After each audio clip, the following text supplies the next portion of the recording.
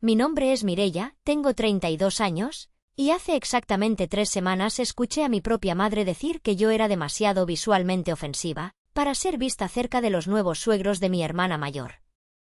Estaba parada en el pasillo de la casa de mis padres, sosteniendo una carpeta de documentos legales contra mi pecho como si fuera un escudo, cuando su voz cortó el aire desde la sala de estar, afilada y precisa como un cuchillo de carnicero.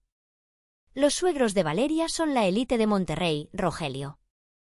Son los Montemayor. Dueños de hoteles, de viñedos. No podemos arriesgarnos a que Mireia salga con su ropa de tianguis y su cara de, su cara de empleada cansada. Nos humillará. ¿Entiendes? No arruines esto.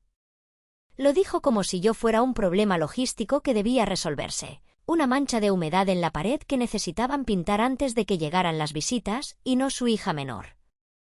Mi hermana Valeria acababa de comprometerse con Alejandro Montemayor, el heredero millonario que todas las revistas de sociales describían como el soltero más codiciado del país.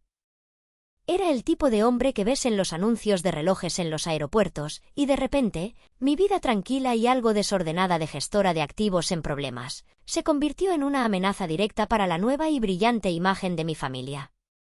A ellos no les importaba que yo pasara mis noches negociando con bancos despiadados, reestructurando deudas corporativas de 7 cifras y salvando negocios familiares de la quiebra. Para ellos, yo solo era Mireia, la chica incómoda que hacía demasiadas preguntas sobre finanzas en la cena y que nunca sabía cuándo reírse de los chistes clasistas de sus amigos. Así que, mientras ellos empacaban maletas llenas de trajes de diseñador, que probablemente habían comprado a crédito, para la gran fiesta de compromiso de Año Nuevo en la mansión familiar, a mí se me dio una instrucción muy clara: mantente invisible. No me querían en la fiesta. No me querían cerca de la gente que ellos llamaban de su nivel.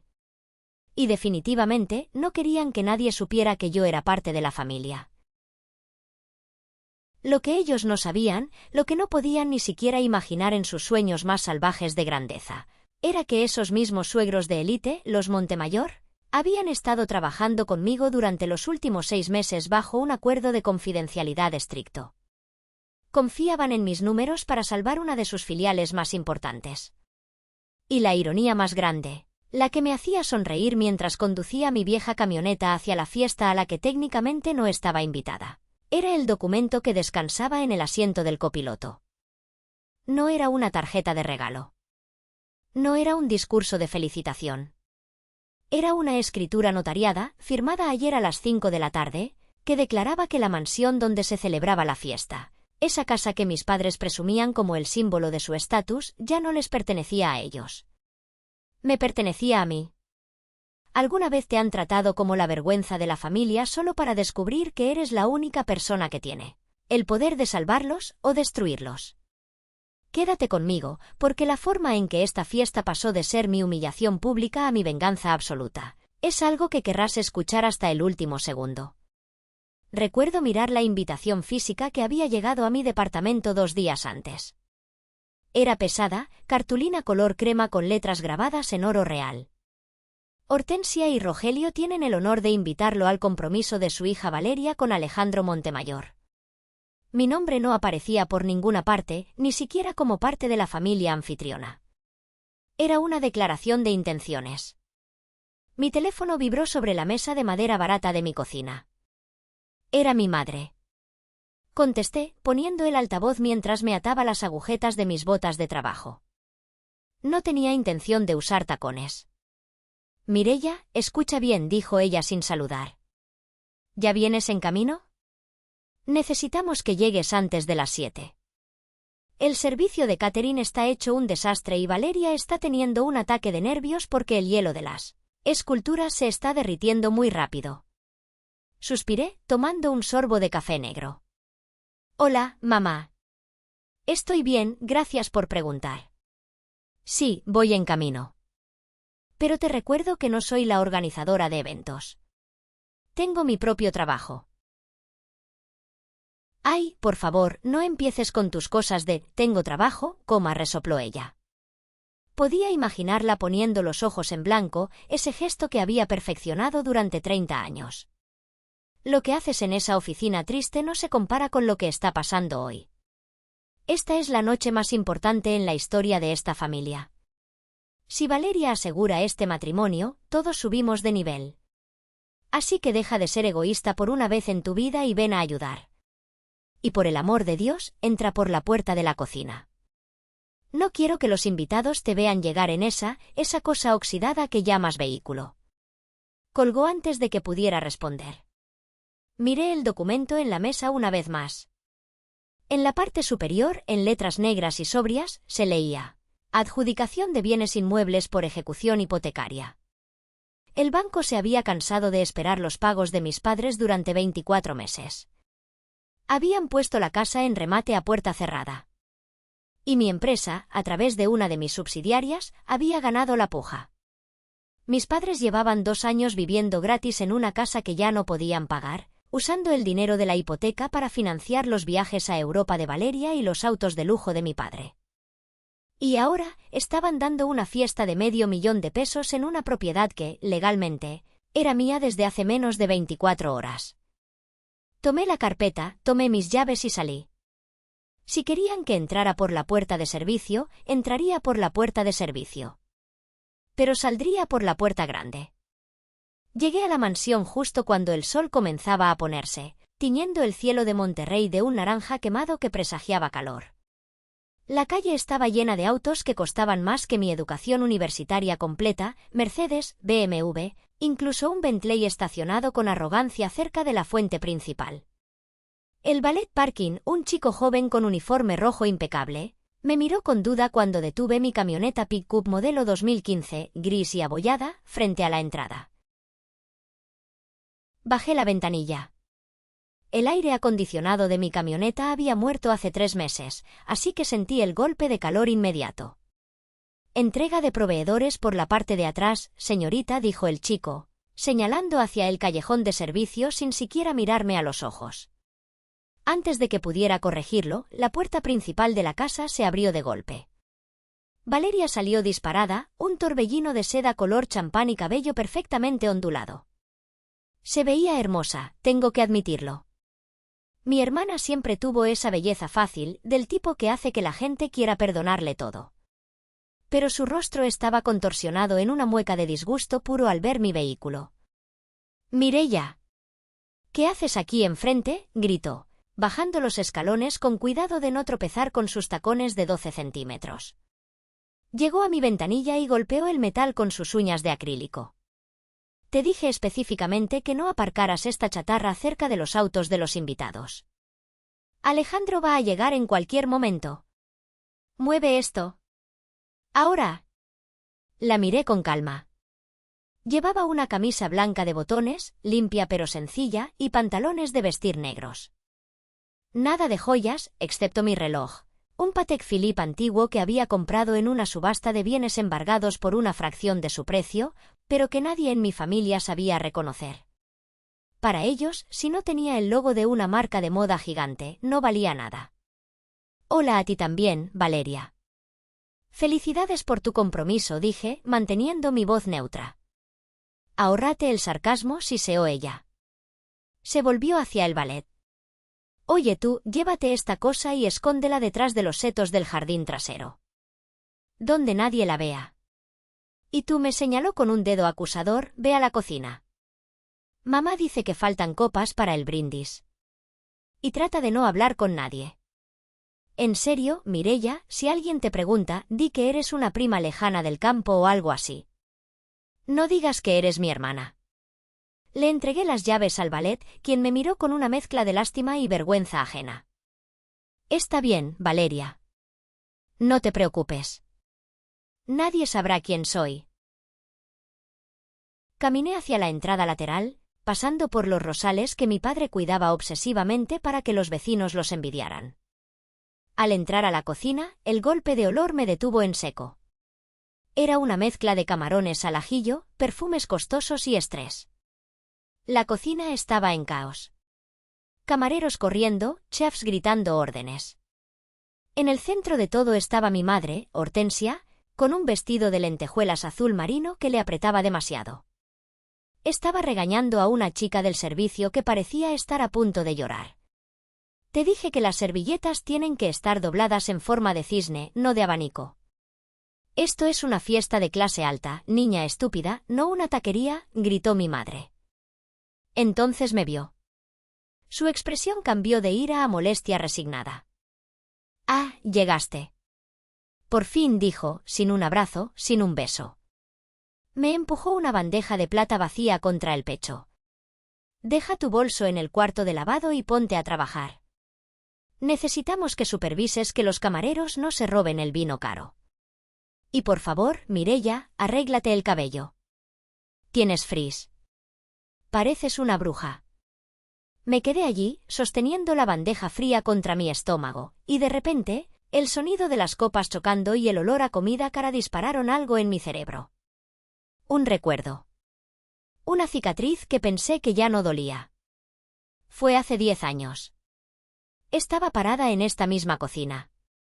Tenía 22 años y acababa de ser aceptada en una maestría en finanzas en la Ciudad de México. Tenía una beca del 70%, pero necesitaba 50.000 pesos para la inscripción y el primer mes de renta. Había trabajado todo el verano, pero me faltaban 20.000 pesos. Recuerdo la voz de mi padre, Rogelio, sentada en la mesa del desayuno. No tenemos dinero, Mireia. El negocio está lento. No podemos apoyarte en ese capricho de estudiar más. Ya tienes una licenciatura, ponte a trabajar aquí en el pueblo. Acepté su respuesta, triste pero comprensiva. Hasta que, 2 días después, llegué a casa y vi un auto nuevo en la cochera. Un sedán rojo brillante, con un moño gigante en el techo. Valeria salía de la casa gritando de emoción, abrazando a mi papá. Gracias, papi. Eres el mejor. Ahora sí podré ir a las audiciones de modelaje en Monterrey con estilo. El auto había costado el enganche de 200.000 pesos. 10 veces lo que yo necesitaba para mi futuro. Cuando confronté a mi madre en esta misma cocina, llorando de rabia, ella ni siquiera me miró mientras cortaba fruta. Valeria necesita ese auto para su carrera, Mireia. Su imagen es su futuro. Tú eres inteligente. Ya verás cómo te las arreglas. Eres fuerte. Valeria es delicada, necesita ayuda. Esa frase se grabó en mis huesos. Tú eres fuerte, ella es delicada. Fue la forma educada de decir, tú no importas, ella sí. Tú eres el caballo de carga, ella es el pura sangre de exhibición. Sacudí la cabeza, volviendo al presente. Mi madre seguía chasqueando los dedos frente a mi cara. ¿Me escuchaste? Las copas. Muévete. Dejé la bandeja de plata sobre la encimera de granito con un golpe seco y metálico que hizo que 2 camareros se giraran a mirar. El sonido resonó como un disparo en la cocina abarrotada. No dije. Mi voz no tembló. Mi madre parpadeó, confundida. ¿Qué dijiste? Dije que no. No soy camarera. No trabajo para tu empresa de catering. Soy una invitada. O al menos, soy familia. Si quieres que supervise el vino, pídeselo a uno de los 50 empleados que contrataste con dinero que no tienes. El silencio en la cocina fue absoluto. Mi madre se puso roja, ese tono violáceo que siempre precedía a una explosión. ¿Cómo te atreves a hablarme así en mi propia casa?, siseó, acercándose a mí. ¿Después de todo lo que hemos hecho por ti? ¿Tu propia casa? La interrumpí y una sonrisa fría, casi cruel, se dibujó en mis labios. Mamá, tenemos que hablar. Ahora mismo. Busca a papá. Esto no puede esperar. Salí de la cocina sin esperar su respuesta, cruzando las puertas batientes hacia el salón principal.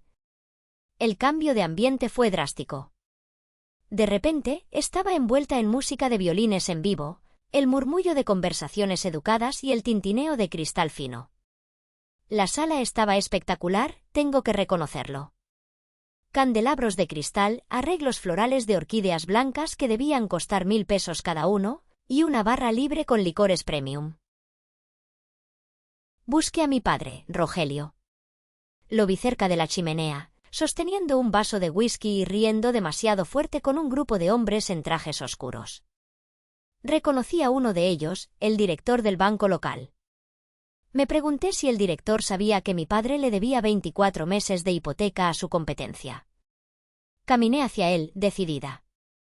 Pero antes de que pudiera llegar, una mano huesuda me agarró del brazo. Era Valeria. «¿Qué crees que estás haciendo?», susurró con violencia, clavándome las uñas.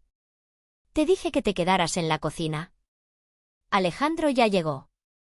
Sus padres están entrando. No quiero que te vean con esa ropa de oficinista barata.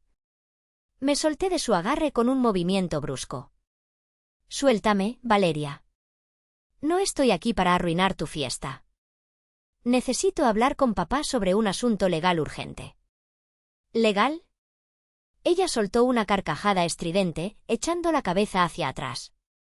Llevaba una copa de vino tinto llena hasta el borde en la otra mano. Por favor. ¿Qué vas a hacer? ¿Demandaros por no quererte lo suficiente?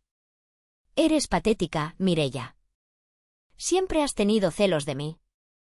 Celos de que yo sí sé cómo vivir, cómo relacionarme, cómo conseguir un hombre de verdad. Alzó la voz y noté que varias cabezas se giraban hacia nosotras. Estábamos en medio del salón. Mireia, vete. Nadie quiere ver tu cara de cansancio aquí. Hueles a oficina barata y a desesperación. Ese comentario me golpeó. No porque fuera verdad, sino por la maldad gratuita. Respiré hondo, a punto de darme la vuelta y esperar en el estudio, cuando ella dio un paso teatral hacia mí, fingiendo tropezar. Fue un movimiento calculado. La vi girar la muñeca. El contenido de su copa de vino tinto salió volando en un arco perfecto, no hacia mí, sino hacia su propio vestido de seda color champán. El líquido oscuro manchó la tela inmaculada, expandiéndose como una herida de sangre en el pecho y el abdomen. Valeria soltó un grito que detuvo la música. ¡Ah! ¡Mi vestido! ¡Mira lo que hiciste! El salón se congeló. 100 pares de ojos se clavaron en nosotras. Valeria me señaló, con lágrimas instantáneas brotando de sus ojos perfectamente maquillados. Está loca. Me arrojó el vino porque está celosa. ¿Seguridad? Papá. Mi padre llegó corriendo, abriéndose paso entre los invitados. Vio a su princesa manchada y llorando, y luego me vio a mí, parada con las manos vacías y la cara impasible. No preguntó. No dudó. Me agarró del brazo con una fuerza que me haría tener moretones mañana y me sacudió. ¿Qué te pasa, animal?, gritó mi padre, con la cara descompuesta por la ira. Este vestido costó 40.000 pesos. Siempre tienes que ser la mancha, Mireia. Siempre tienes que arruinar todo lo bueno que tenemos. Yo no hice nada, ella se lo tiró sola, dije, manteniendo la voz baja, consciente de que los suegros de élite, los Montemayor, estaban observando desde la entrada del salón con expresiones ilegibles. Cállate. No mientas. Mi madre apareció al lado de mi padre, abanicando a Valeria. Se volvió hacia mí con una mirada de odio puro. Eres una vergüenza. Eres una resentida y una envidiosa. Vete de mi casa. Ahora. Y no vuelvas hasta que aprendas a respetar a tu hermana. Vete, Mireia, repitió mi padre, empujándome hacia las puertas del jardín. Sal de mi vista antes de que llame a la policía y te haga sacar a la fuerza. Nos humillas. Retrocedí un paso, alisándome la camisa. Miré a mi padre a los ojos, luego a mi madre y finalmente a Valeria, que sonreía maliciosamente detrás de su pañuelo de encaje mientras fingía sollozar. ¿Llamar a la policía?, pregunté, y mi voz resonó clara en el silencio sepulcral del salón. Esa es una excelente idea, papá. De hecho, creo que yo misma debería llamarlos. Porque hay un crimen cometiéndose aquí esta noche. Pero no es una mancha de vino. Saqué mi teléfono del bolsillo. Vete al jardín, siseó mi padre, bajando la voz al ver que la gente murmuraba. Hablaremos luego. No hagas un escándalo frente a los Montemayor. Asentí lentamente. Está bien. Iré al jardín. pero cuando vuelva a entrar, asegúrense de tener sus maletas listas. Me di la vuelta y caminé hacia las puertas francesas que daban a la terraza, sintiendo las miradas de desprecio clavadas en mi espalda. No sabían que acababan de firmar su propia sentencia. ¡Guau! Esta familia realmente no tiene límites para su toxicidad, ¿verdad? Si a ti también te hierve la sangre por Mireia, dale al botón de me gusta ahora mismo para apoyarla. Y no olviden dejar un comentario con el nombre de su ciudad, ya sea Ciudad de México, Bogotá o Madrid. Quiero saber dónde está nuestra comunidad. Cada comentario ayuda a que esta historia llegue a más personas. Muchísimas gracias. El aire nocturno en el jardín era húmedo y pesado, pero al menos estaba limpio de la toxicidad que saturaba el interior de la mansión. Caminé hasta el borde de la piscina iluminada, tratando de controlar el temblor en mis manos. No era miedo. Era adrenalina. Era la sensación de estar al borde de un precipicio y saber que tienes un paracaídas, mientras que los que te empujan no tienen nada. Saqué un cigarrillo de mi bolso, aunque rara vez fumaba, y traté de encenderlo. El encendedor falló 2 veces. Permítame, dijo una voz grave a mi izquierda. Salté un poco. En la penumbra de la pérgola, sentado en un sillón de mimbre que apenas se veía, estaba un hombre mayor. La llama de un encendedor de oro iluminó su rostro. Reconocí esas facciones duras, las cejas pobladas y los ojos inteligentes. Era don Arturo Montemayor. El patriarca. El hombre al que mi familia estaba desesperada por impresionar. El dueño del imperio hotelero. Y curiosamente, el hombre que había firmado los cheques de mi consultora durante los últimos 6 meses, aunque nunca nos habíamos conocido en persona, siempre traté con sus directores financieros. Me acerqué y dejé que encendiera mi cigarrillo. Gracias, dije, exhalando el humo hacia el cielo estrellado. Usted es la hermana, afirmó él. No era una pregunta. Su voz era tranquila, autoritaria pero no agresiva. La que arruinó el vestido. Soy Mireia. Y sí, soy la hermana. Aunque técnicamente el vestido se arruinó solo. La gravedad y la actuación teatral tienen esas consecuencias, respondí sin mirarlo. Don Arturo soltó una risa corta y seca. Me lo imaginé. Tengo 3 hijas y 2 exesposas. Conozco la diferencia entre un accidente y una puesta en escena.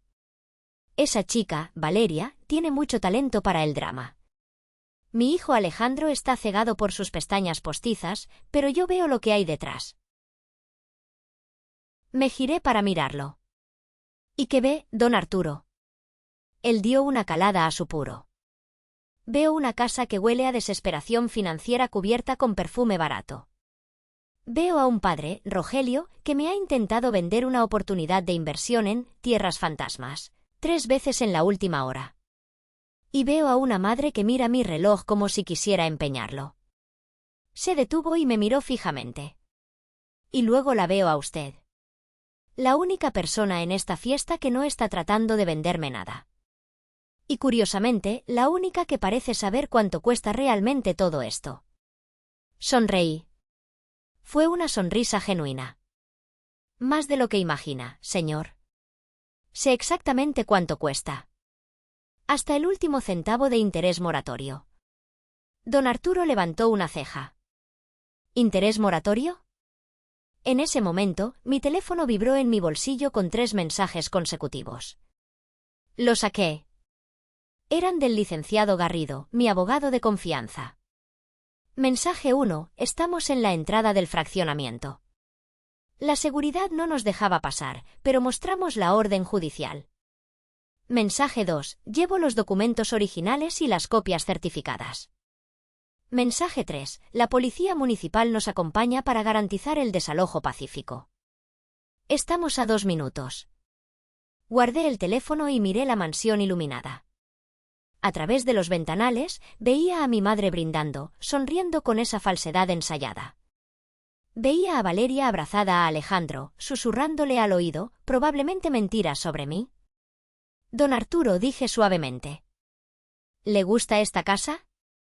Él miró la estructura imponente. Es pretenciosa. mármol italiano en una zona sísmica. Columnas griegas en el norte de México. Pero tiene buenos cimientos, supongo. Los cimientos están podridos, corregí. Metafóricamente hablando.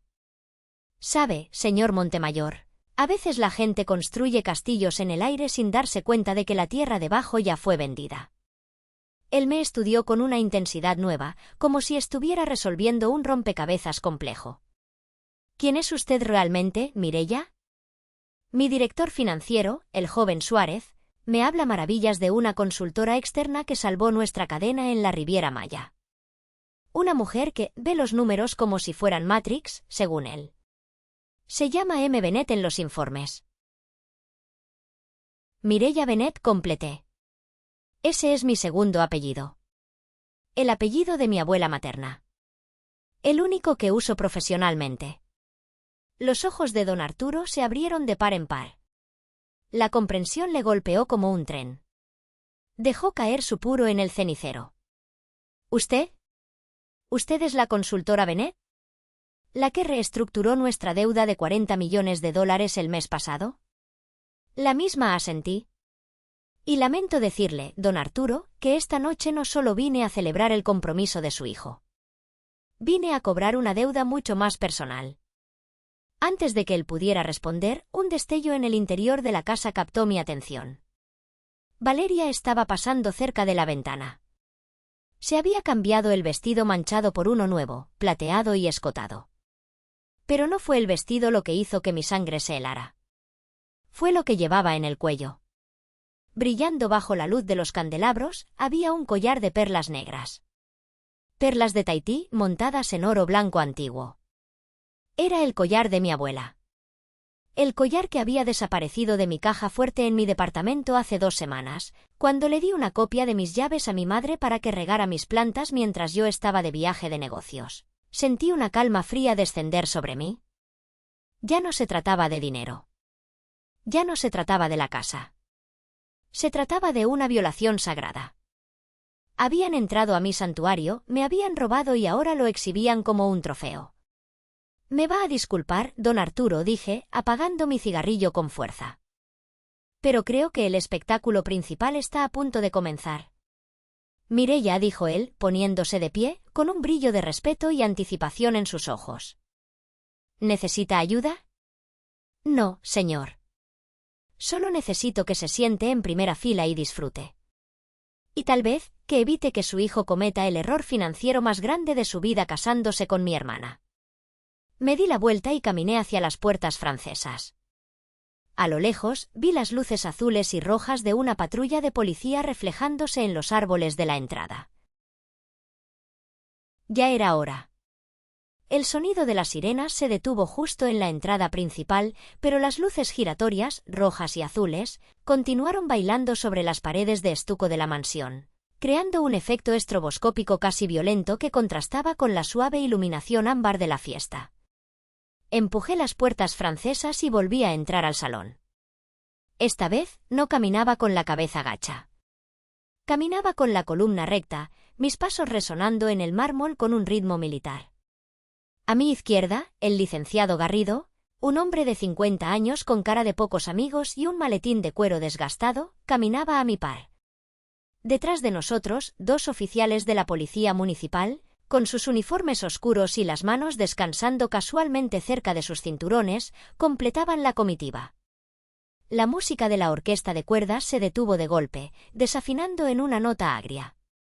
El murmullo de las conversaciones se apagó como si alguien hubiera cortado el cable de audio de la realidad. 100 cabezas se giraron. Primero vieron a la policía y un jadeo colectivo recorrió la sala. Luego me vieron a mí. Mi madre, Hortensia, fue la primera en reaccionar.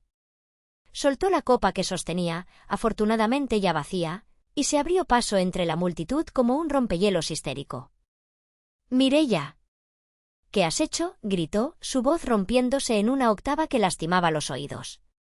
«¿Te has vuelto loca? Traer a la policía a la fiesta de compromiso de tu hermana. Sácalos de aquí inmediatamente». Llegó hasta nosotros y trató de empujar a uno de los oficiales, pero el policía, Un hombre robusto llamado oficial Ramírez ni siquiera parpadeó. Solo levantó una mano enguantada.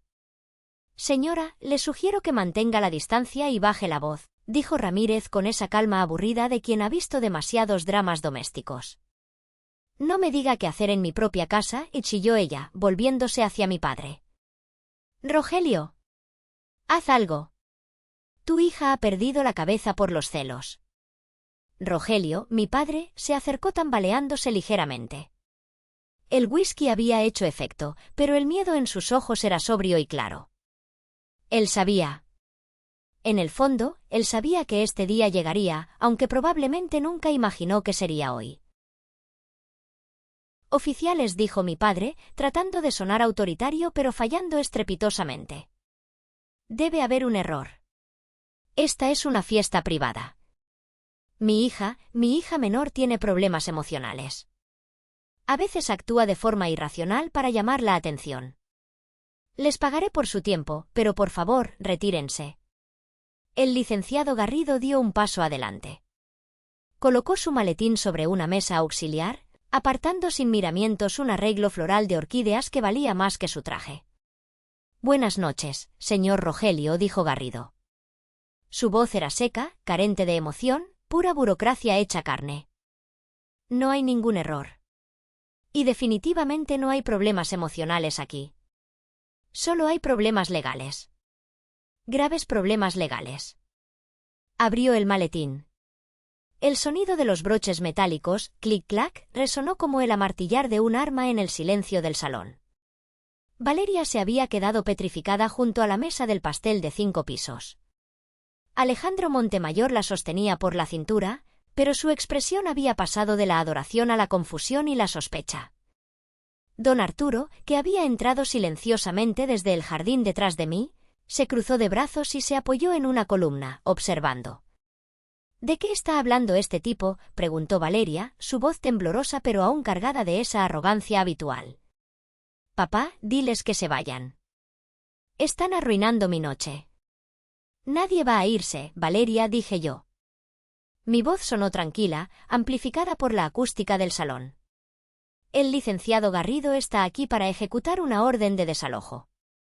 Y los oficiales están aquí para asegurarse de que no destruyan nada más de mi propiedad antes de irse». «¿Tu propiedad?». Mi madre soltó una carcajada nerviosa, mirando a los invitados como buscando cómplices para su burla. «Escuchen todos. Mi hija, la que vive en un departamento de interés social, dice que esta mansión es suya. Pobrecita, el estrés del trabajo le ha afectado el cerebro». Garrido sacó un documento legal, encuadernado en azul, y lo levantó para que todos lo vieran. «Escritura pública número 4582», leyó Garrido en voz alta. «Adjudicación por remate judicial. Fecha de emisión, ayer, 17 de enero.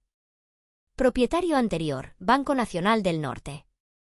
Nuevo propietario legítimo, ciudadana Mireia Benet». El silencio que siguió fue absoluto. Podría haberse escuchado caer un alfiler. «Eso es mentira», susurró mi padre, poniéndose pálido como un papel. El banco dijo que nos daría una prórroga. «Estamos negociando».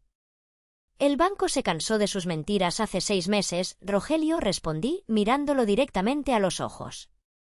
«Dejaron de pagar la hipoteca hace 24 meses exactos.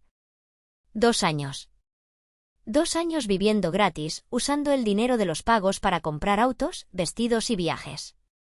El banco ejecutó la garantía. Iban a vender la casa a una desarrolladora que planeaba demolerla para hacer condominios. Di un paso hacia ellos. Yo compré la deuda», continué, dejando que cada palabra cayera como un ladrillo. «Usé mis ahorros, mis bonos y liquidé mis inversiones para cubrir el monto total más los intereses moratorios. 12 millones de pesos. Pagué 12 millones de pesos en efectivo ayer por la tarde para evitar que demolieran la casa donde crecí. ¿Y cómo me lo agradecen? Echándome a la calle como a un perro para que no ofenda a sus invitados». Un murmullo de shock recorrió la sala. «¿12 millones? 2 años sin pagar. ¡Qué vergüenza!». Los invitados, esa élite que mis padres tanto adoraban, comenzaban a retroceder, alejándose de mi familia como si la pobreza fuera contagiosa. La cara de mi madre pasó del rojo al gris ceniza. Mireia, hija, nosotros no sabíamos. Balbuceó, cambiando instantáneamente de táctica. Ahora buscaba piedad. Lo hicimos por la familia. Todo esto, la fiesta, las apariencias, era para que Valeria se casara bien y pudiera ayudarnos a todos. Incluida a ti. ¿Ayudarme a mí?, repetí, sintiendo una bilis amarga en la garganta. ¿Robándome? Valeria intervino entonces, soltándose de Alejandro y caminando hacia mí con los ojos inyectados en sangre. La desesperación la hacía peligrosa. «Mentirosa», gritó Valeria. «Tú no tienes 12 millones de pesos. Eres una simple oficinista. Seguro falsificaste esos papeles». «Alejandro, amor, dile algo. Dile que es una estafadora». Alejandro no se movió. Estaba mirando a Valeria como si fuera una desconocida. Pero yo no estaba mirando a Alejandro. Estaba mirando el cuello de mi hermana. «No necesito que nadie me crea», dije suavemente. «Los papeles son reales. La policía está aquí. Pero antes de que los eche de mi casa, hay una cosa más. Una cosa personal». Levanté la mano y señalé directamente a su garganta. «Ese collar», dije. «El collar de perlas negras que llevas puesto». Valeria se llevó la mano al cuello instintivamente, cubriendo las joyas. Es un regalo. Mamá me lo dio». «No», dije, mi voz endureciéndose. «Ese collar era de la abuela Bennett. Ella me lo dejó a mí en su testamento, específicamente a mí, porque yo fui la única que la cuidó cuando tenía cáncer, mientras tú y mamá estaban de vacaciones en Cancún. Desapareció de mi caja fuerte hace 2 semanas». Me giré hacia mi madre. «¿Recuerdas, mamá? Te di las llaves de mi departamento para que regaras mis plantas mientras yo estaba en Nueva York cerrando el trato con los inversionistas. No regaste las plantas. Se secaron. Pero entraste a mi habitación, abriste mi caja fuerte y te llevaste lo único de valor sentimental que tengo». Valeria necesitaba algo prestado, algo viejo. Intentó justificar mi madre, su voz temblorosa. «Era para la buena suerte. Te lo íbamos a devolver». «Es un robo», cortó el licenciado Garrido. «Robo calificado con abuso de confianza. Tengo la denuncia presentada ante el Ministerio Público con fecha de hace 3 días. Solo nos faltaba identificar al sospechoso». Miré a Valeria. «Quítatelo. Ahora». Valeria miró a su alrededor, buscando apoyo.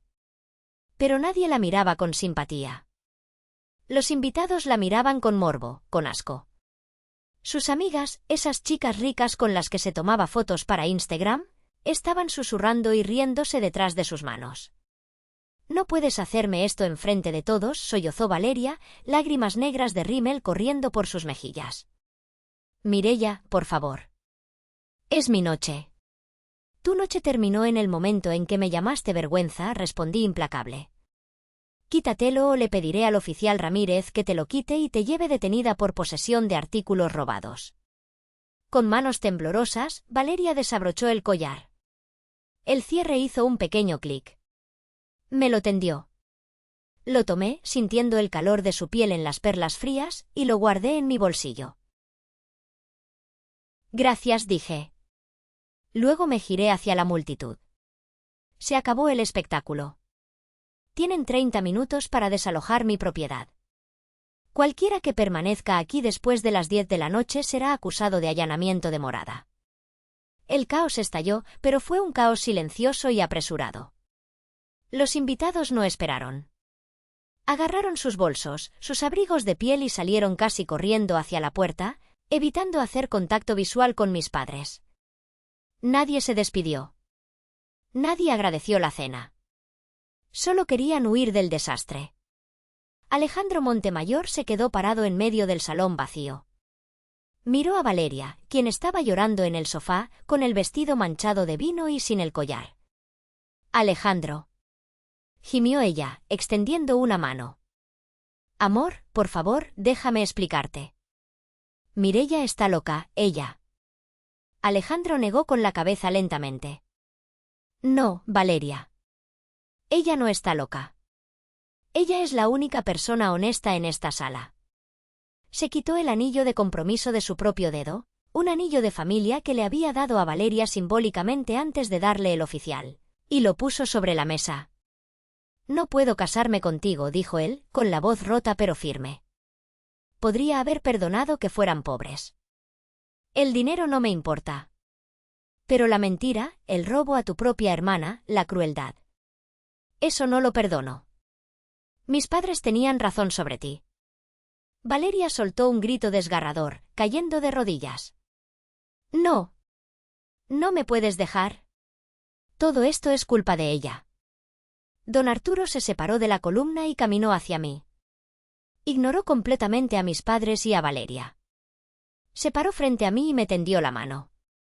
Señorita Bennet, dijo con voz grave. Ha sido una noche educativa. Le estreché la mano. Lamento que haya tenido que presenciar esto, don Arturo.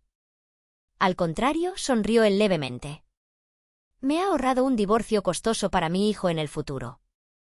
Y ha confirmado que mi empresa está en las mejores manos. ¿Una mujer que puede ejecutar una estrategia tan fría y precisa bajo presión? Eso es lo que necesito en mi consejo directivo. Mañana a las 9, espero verla en mi oficina. Quiero discutir una ampliación de su contrato. Allí estaré, prometí. Don Arturo hizo una seña a su hijo. Vámonos, Alejandro. Alejandro me miró una última vez, asintió con vergüenza y respeto y siguió a su padre. Cuando la puerta principal se cerró tras ellos, el silencio que quedó en la casa fue sepulcral. Solo quedábamos nosotros, mi familia, el abogado, los policías y yo. Mis padres estaban sentados en sillas separadas, como dos extraños que acaban de sobrevivir a un accidente aéreo. Valeria seguía en el suelo, sollozando sobre su vestido de diseñador arruinado. Tienen 25 minutos, anuncié, mirando mi reloj Patek Philippe. Mi padre levantó la cabeza. Parecía haber envejecido 10 años en 10 minutos. Mireia, hija, no puedes hacernos esto. ¿A dónde vamos a ir? No tenemos dinero. Todo lo pusimos en la fiesta. ¿Tienen el auto de Valeria, no? ¿O pregunté con frialdad? Ah, no, espera. Ese auto también lo compraron a crédito a mi nombre hace 5 años, ¿recuerdan? Falsificaron mi firma cuando yo estaba en la universidad. Tuve que pagar esa deuda yo sola para no arruinar mi historial crediticio. Así que supongo que ese auto también es mío. Pero pueden usarlo para llevar sus cosas a un motel barato esta noche. Mañana lo quiero de vuelta. Eres un monstruo, escupió mi madre. ¿Cómo puedes disfrutar viendo a tu familia sufrir? Me agaché para quedar a la altura de sus ojos. No lo disfruto, mamá. No siento placer. De hecho, no siento nada. Y eso es lo triste. Ustedes mataron cualquier amor que yo tenía por ustedes. Me llamaron vergüenza. Me escondieron. Me robaron. Y ahora, cuando las consecuencias de sus actos llegan a cobrar la factura, se atreven a llamarse víctimas. Me puse de pie y me dirigí a la puerta. Oficial Ramírez, asegúrese de que solo se lleven ropa y artículos personales. Los muebles, los electrodomésticos y el arte se quedan. Son parte de la adjudicación de la casa. Mis abrigos de piel, gritó mi madre. Se quedan, dije sin voltear. Se venderán para cubrir parte de los daños que le hicieron a la estructura de la casa por falta de mantenimiento. Salí al porche. El aire fresco de la noche nunca había sabido tan dulce. Me senté en los escalones de piedra de mi nueva casa, encendí otro cigarrillo y escuché. Escuché los gritos de Valeria mientras empacaba sus cosméticos. Escuché los reclamos amargos de mi padre a mi madre por haber gastado tanto. Escuché el sonido de las maletas rodando por el piso de madera que ahora era mío. Exactamente 30 minutos después, los vi salir. 3 figuras derrotadas, cargando bolsas de basura negras llenas de ropa de diseñador, caminando hacia un auto que ni siquiera les pertenecía. Mi madre se detuvo frente a mí antes de subir al auto. Te vas a arrepentir de esto, Mireia. Vas a morir sola. El dinero no te va a abrazar por las noches. La miré, exhalando el humo lentamente. Prefiero morir sola en una casa que es mía, mamá, que vivir acompañada de parásitos que me chupan la sangre. Y sobre el dinero, tienes razón. No abraza. Pero tampoco te despierta a las 3 de la mañana gritándote que eres una inútil. Buenas noches. Arrancaron el auto y se alejaron en la oscuridad. El licenciado Garrido salió y se paró a mi lado. ¿Estás bien, Mireia? Miré la casa vacía, enorme, silenciosa. Por primera vez en mi vida, no sentí que tenía que esconderme en ella. Sí, Garrido, dije, apagando el cigarrillo. Nunca he estado mejor. Cambia las cerraduras mañana a primera hora. Han pasado 6 meses desde esa noche. La casa está diferente ahora. Vendí todos los muebles ostentosos de mi madre y doné la ropa que dejaron. Pinté las paredes de colores claros, quité las cortinas pesadas y dejé que entrara la luz. Mi tía Carmen, la hermana repudiada de mi madre por ser pobre pero honrada, vive conmigo ahora. Llena la cocina con olor a café de olla y risas genuinas, no con gritos sobre servilletas mal dobladas.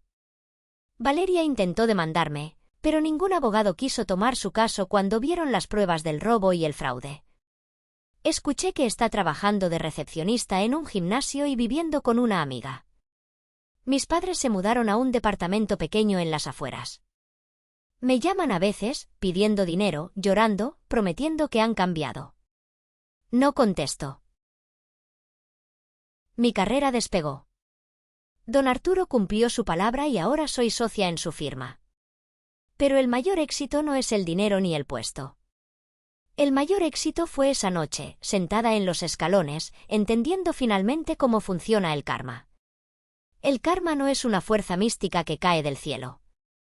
El karma es simplemente el resultado acumulado de tus decisiones. Ellos decidieron invertir en apariencias y desprecio, cosecharon soledad y ruina.